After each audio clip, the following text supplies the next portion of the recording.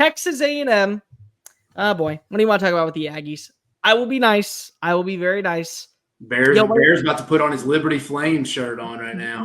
You went 8-5 last year. In my opinion, really solid season for year one of a new coach coming into a program that needed a culture change. Just faltered late. It needed a culture change. And you started off really hot. It's unfortunately a lot like how Dave says. It's not just about the X's and O's. It's also about the Jimmys and Joes. You didn't have the right talent to close out the season on the high note. Terrible secondary play at times, insufficient when it came to tackling, your inability to rush the quarterback. But I do actually believe that Texas A&M did a good job of replenishing certain areas of weakness in the transfer portal. Wide receiver-wise, massive upgrade. If Mario Craver can stay out of trouble, he's a very solid complementary piece to Casey Concepcion, who I believe could be the best receiver in the SEC on any given day.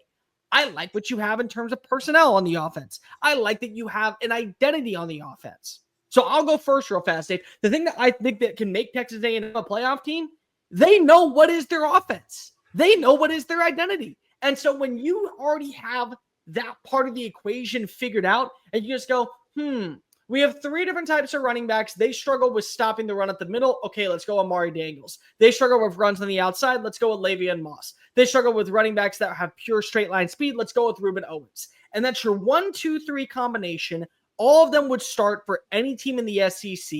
That automatically makes you that much more competitive and in that much better of a situation to where, hey, pick your poison on which running back you want to have to deal with all day.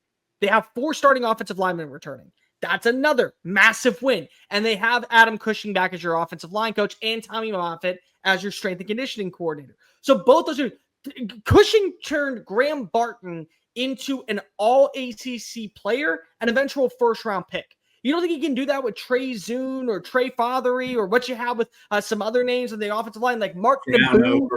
Like they have those guys that they can say, hey, any one of them could start in the NFL tomorrow if they're in our system. I also think that when you look at it from the standpoint of simply which quarterback best worked for Colin Klein, they picked Marcel Reed because he was the best fit for the offense that they want to run. Now, I'm not saying that he is an elite passer. I'm not saying that he doesn't have traits that are going to hinder some of the success for Texas A&M. But from a standpoint of scheme fit with a coordinator and quarterback, that was better than Connor Wigman.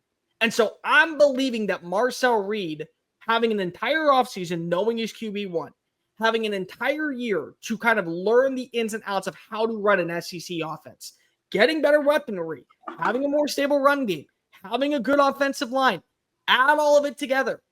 That's why you can believe in Texas A&M, that if they have a consistent passing attack, whether it be with a tight end or whether it be with Concepcion or whether it be with one of the freshmen that comes on in, and then you turn to the run game and you say, hey, we're going to be an offense that is going to beat you in so many ways, but more importantly, we're going to own the time of possession. We're going to milk this clock. We're going to put ourselves in a position to where we're walking away with points, even if it's just a field goal. And there we have it. Our defense just needs to get one stop, and we're winning this game by 7. They can do that. They can be a great team. And it's very hard for me to doubt Mike Elko because I do believe Mike Elko is the right culture fit that's needed out in College Station. So that's why I believe in Texas A&M. They know what their offense is. Yeah, I'm going to keep it short and sweet. It's going to be the same thing as the offensive line. You get the 4 starters back.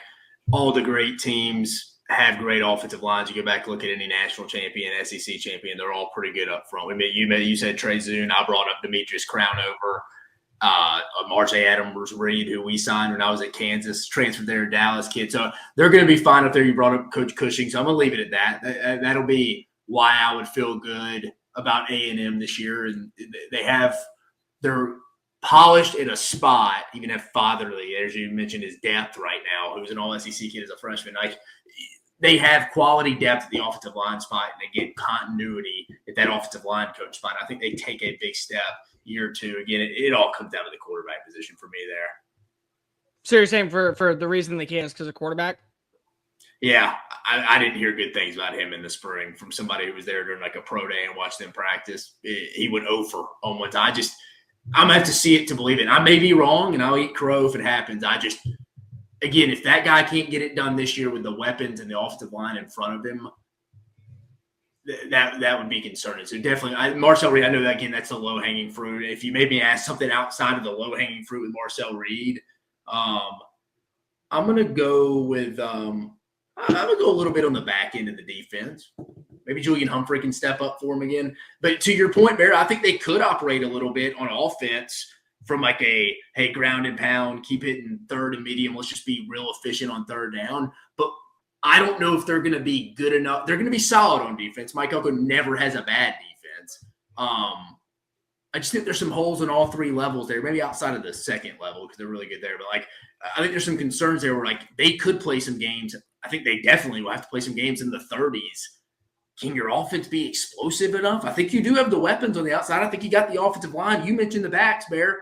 I just don't know if you have the signal caller. I'm going to have to see it to believe it. That's why that Notre Dame game to me on the road going to be at least – I don't know if it will be as good of a defense as last year, but it's going to be a good defense under Marcus Freeman.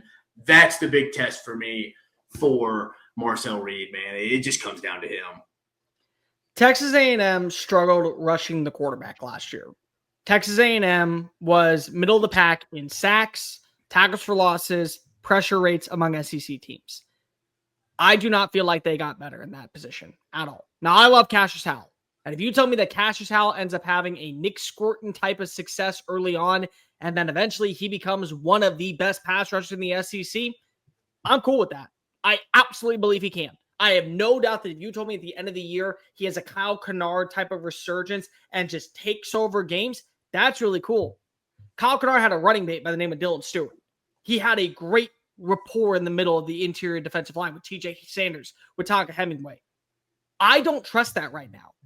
I don't trust that at all right now. Because if I know that you brought in TJ Searcy, and I know that you brought in Dayan Hayes, I know that you like some younger players like Dalen Evans and DJ Hicks, and you also have Albert Regis back for another year. Like, I get that. I understand that you have pieces. But it was a defensive line that was underwhelming for a defensive-minded coach.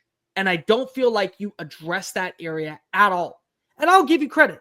I love the linebacking room too. I think that you have the best linebacker tandem right now going into the season when it comes to your inside backers with Scooby Williams, who really is a good fit for the way he plays with Mike Elko's system. And Torian York's a stud. Like Torian York's awesome. And I'm not ready to give up on Des Ricks. And I think that you have a really good number one cornerback in Will Lee. And I like what you have in Bryce Anderson. And I think that Dalton Brooks is a fine Get safety. something out of Julian Humphrey. But, like, you do have questions, and you look back at that USC game and the explosiveness of the Dude, I can't get the Auburn game out of my head. The Auburn game is another one. And I get it. Those are wide receivers. But there's two games I'm going to bring up for you right now. The Florida game and the Notre Dame game. And the reason I mentioned those two, the Notre Dame game, Dave, they're not going to be the best offensive line in college football this year, but they will be top 10. And there will be offensive lines as good as Notre Dame on your schedule that you will have to go up against. So can you rush a young quarterback like CJ Carr into making mistakes and putting the ball in harm's way? Can you address that area to be able to make sure that when you play against a Florida or on the road against a Missouri, or when you have to face off against a South Carolina, or when you have to take on, Texas on the road, you're built for that moment because they're going to have lines and they're going to have protection. And then the Florida game, Florida, in my opinion, has the most underappreciated wide receiver room in college football because a lot of it is unknown. But I'll tell you what I've heard coming out of camp with every single day, from like Nashawn Montgomery, who may end up having like 15 catches for 185 yards. They love that room. They love it. They love Dallas Wilson. They think that he is going to be a stud. They love Aiden Mizell as a vertical threat. They think that Trey Wilson, fully healthy, now playing in the slot, it's going to do wonders for them. And if you can't slow that down, then that's already a problem for when you have to face off against Texas. What if Nick Harbor ends up having a breakout year? What happens if you see somebody from Missouri end up playing well? That's a concern. But I still say the front seven is a lot more important, especially with the pass rush. You didn't feel like you upgraded enough. And that may be a reason why you're looking at, again, 8-4, when your offense is really, really potent and it just is not able to get the job done.